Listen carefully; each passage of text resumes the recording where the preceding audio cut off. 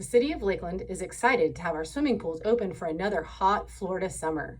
The safety of swimmers and our team is always important, so let's review some of the safety protocols we have in place to help curb the spread of the coronavirus. When you arrive at one of our city pools, you'll find a staff member outside that will help you with a contactless temperature check.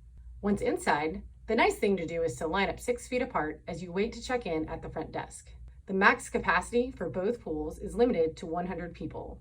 We want to be sure there's plenty of space to spread out and enjoy splishing and splashing.